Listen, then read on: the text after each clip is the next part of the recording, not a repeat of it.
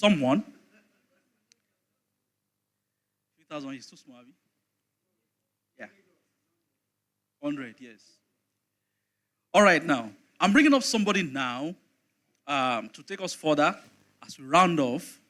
I'm bringing up the convener of TMA Business Hub. This person is my mentor, my trainer. I met him some times ago, and the first part of him I saw was the pastoral. Eventually, I saw the business. He's a trained doctor. He's a trained doctor, and he's also a businessman. There's a parastatal, there's an agency in Oyo State that has littered everywhere. Apologies to sustainability people for using that word litter. But believe me, the initiative has littered everywhere as a byproduct of his business acumen.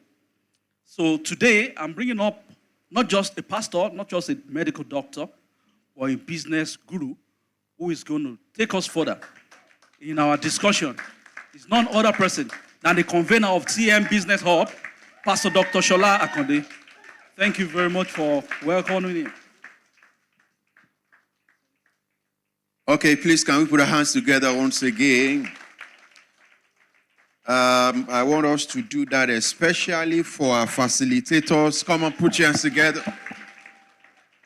You do better, put your hands together for them again. You do better, put your hands together for them again. You know what you just done? You just helped me to bribe them. And so I know somebody will come to do a vote of thanks, but I need to thank you most especially. I thank you so very much for coming. It's not the coming alone, but for you staying this long.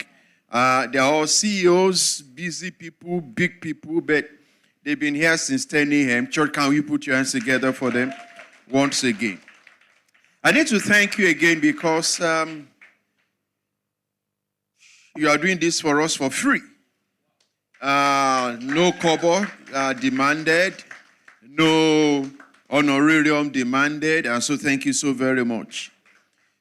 We'll be having the last session very soon, but I have one or two thoughts I just want to bring to the fore. Now we have a discussion session. Now they loaded us with some thoughts, and then we ask questions. And as much as possible, ask them practical questions. They give us practical responses. The reason for bringing this together is not so big. We are Christian people. Even we have non-Christian people that are struggling, in whatever has come to their minds in terms of businesses. Then I find out that Christians, we don't network. We are so selfish. I have an idea. I want to birth it by myself. I want to grow it by myself. I want to profit in it by myself. But people of other faith, they don't do that. You have somebody that will put somebody. You have somebody that will open the person up to a business. We have some other people of languages. They don't do that. I know a tribe in Nigeria today. Even official meeting, they don't talk English. They talk their own language. Bullshit to you, we didn't understand. And then he has an office. He brings somebody again, from that part of the world and get the person, employed, and get the person employed, and get the person employed. Meanwhile, people from this side of the world, you have somebody in a position of power. The next thing you want to do is somebody from your tribe, you want to block him. You don't want him to know where you're working, how you are making money. And so, I got bothered. And we have a church we call Total Man Assembly. And I said to my people, we are not going to take care of the spiritual alone. We are going to take care of the physical. We are going to take care of the mind. And I thank God that a lot of mind issues has been spoken about here. If a believer, God has invested in you to be rich. God has invested in you to be rich in terms of ideas, not in terms of money alone. We've heard this morning that ideas rule the world. Success, breakthrough, prosperity, enlargement will start from your ideas. But most of the time, we're all stuck. It's either you don't have one, you have one, you don't know how to expand it. And that's why they're here. Number two thing, I said to the organizers, get me believers that are in business. I don't want to listen to an unbeliever because I don't know how he's make the money. I don't know what he's doing to sustain the money. And so get me born-again people, tongue-talking people, let them come and talk to us about business. And one thing that reverberated in all the discourse, the first speaker spoke about God, the second speaker was quoting us scriptures, the third speaker was talking to us about God. And so it shows that the bottom line of excellence in life is you knowing your God. Come on, put your hands together for them once again. I don't want somebody that will be doing well and then be detaching God from it. It's not going to work. We have people that are saying to us, in all your gettings, you must get God. Let me round up. I don't intend to spend more time. But I want us to see 2 points. In Genesis chapter 26, it was a time of famine. We have that kind of environment in Nigeria today. There's famine. Talk about fuel subsidy. We're talking about people not have, money to do business. We're talking about etc., etc. But in this particular chapter, God spoke about a man. He said, this man is sold in a land, the same land where there's famine, the same land where some people are getting poorer.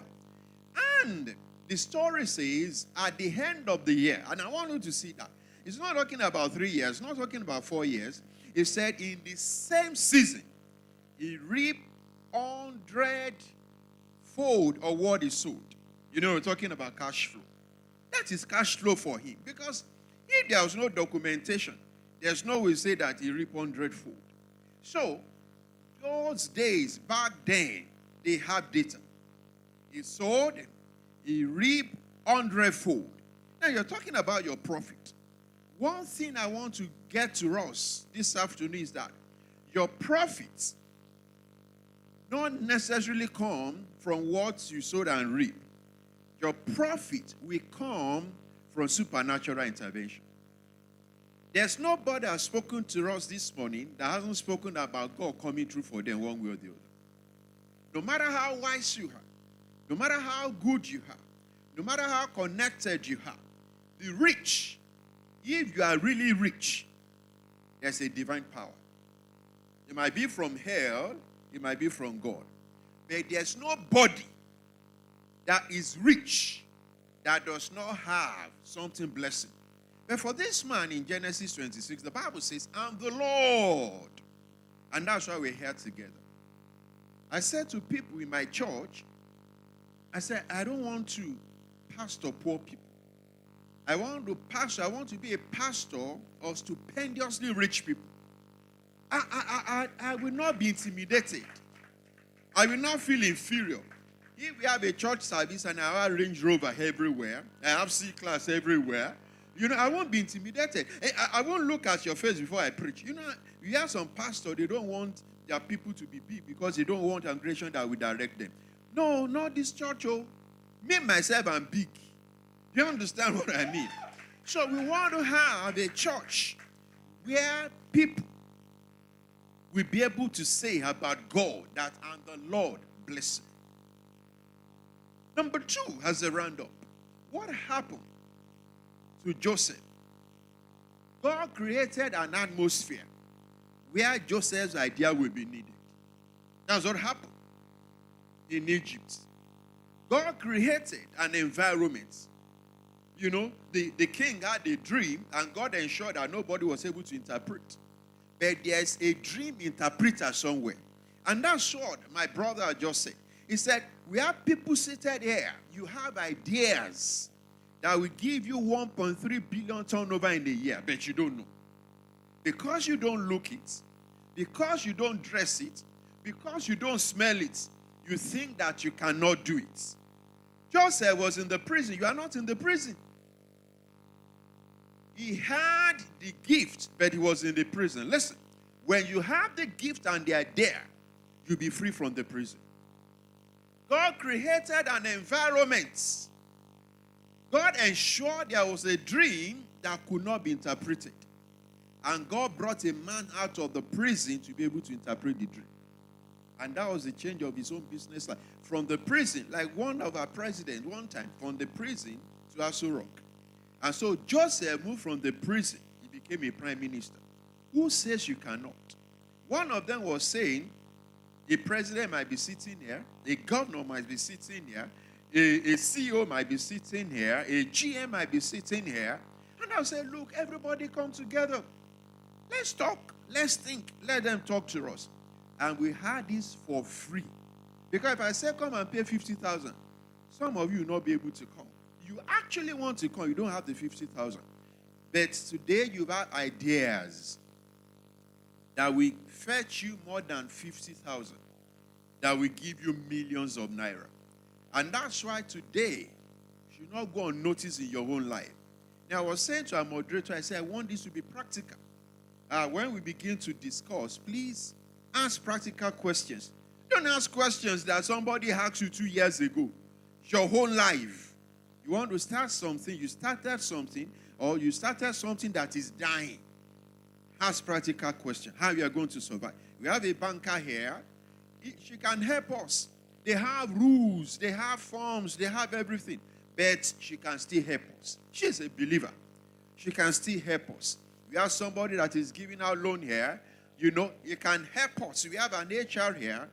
She can help us. They are believers. I'm not saying we are going to explode them. But speed is an evolving idea that we are talking about evolving businesses. There are people that should be talking to thousands and thousands of people. Today we are over 100. It's because speed is evolving. And my dream, organizer, is next year, by the grace of God, I want the three of them to come back here so they can compare when we are starting to where we will be in the next 1 year. Ladies and gentlemen, we are going to sustain this. One of the things we do after now is everybody that has come, I've asked for your WhatsApp number. They'll put you in a WhatsApp family. We will continue to have discussion thereafter. Finances, we are going to be having a cooperative society right from now. Speed cooperative. And the dream is, they said to us, look, bank is not going to give you money to start. But let's have a cooperative. And I've said to Madam, I say, we will open the account to Wema Bank immediately.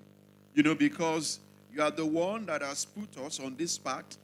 When we have 1 million, you can say, Wema Bank, give them extra 500. You know, because you know what we are doing. You know the dream. And then we share with people that have joined us. By next year, when we are coming, one of the things we do, we have testimony. Testifiers will come. I attended. For me, I'm going to do something in my business. I'm not at it. So I'll be talking about it next year. So we have people that will say, I come listen. I took a risk, and this is where I am. That's why I want the three of you, but the Lord will prolong your life. The Lord will expand you, except you are not in Nigeria. You know, so you come back and then you talk to us again. So we will first talk to you next year because you will listen. Your ideas, one is turned out to be. So people that give you testimony next year now, bid them for the, the course fee for this year. You know, because by that time now they have something, so they will pay next year when they are sharing their testimony. Let me round up, ladies and gentlemen. The factor that you need in your life. Now, speaking to you here, if you haven't known Christ, these are believers. Testimony have shown they have Jesus in their lives and they are doing great things. Are you here this morning, just walking here, you're invited, or you saw on somebody's status, but you've joined us? The factor that will bring turnaround is beyond what they share today, is Jesus. And I want to introduce you to Jesus. I gave my life to him 19th of April, 1987, 7 p.m. And my life has never remained the same again. I want you to try Jesus. Don't try Jesus. I want you to accept Jesus and walk with him 6 months. If you did not see a change in your life, then go back to where we are coming from. The big deal, the game changer, the sustainable factor in your business, in your enterprise, he spoke about when they said, look, there's a problem. Say, don't worry, give me till tomorrow. You go and pray. I mean, he's bold to tell us that. If he's not doing it, he wouldn't have told us. We didn't organize this as Stone Church. We organized it as, I deliberately said that, don't call Stone Church. I want people to be free to come. It's not about church. You might be attending some other churches. You might be attending some other religion. But our whole secret is Christ. And I want to give you opportunity to accept it. Ideas will come when you have Jesus in your life. How to implement it will come when you have Jesus in your life. Some of us this morning are stuck. Let Jesus come. That possibly is the flavor that you need, and that will turn things around. Can please, I beg you, big, small, medium, gentle, can please close our eyes, even right there on our seat. And if you just want to accept Jesus and say, okay, you've spoken about Christ, I want to try him. Wherever you're seated, can you stick up your hand? They'll just give you a commitment note. I'm not going to ask you to come. I'm not going to say whatsoever. I know we're all big people here, so I'm not how to embarrass anybody. Just stick out your hand, and then they give you a commitment form. You fill it, and then talk to us later. And that is the way, possibly, your own business will start, today. Can I have people there? Can I have people there? Do you have the forms? Do you have the forms? Wherever you're seated, forms. Okay, who is interested? Just stick out your hand. They give you one. They give you one very quickly. Thank you, my brother. Thank you, my sister. Wherever we're seated. And then we go to the next session, which is going to be the last session, very quickly. And while we are doing that, I invite you to our traditional day tomorrow. So you're free now to come to church tomorrow. So this is a business meeting. And so we have church here at 9 a.m., same time tomorrow. It's a traditional day Sunday. And I want to invite you to come. And then a total package of what we've done today, and then we conclude tomorrow. Do you have people that have collected the form wherever we're seated? Sir, do you want a form? Who wants a form?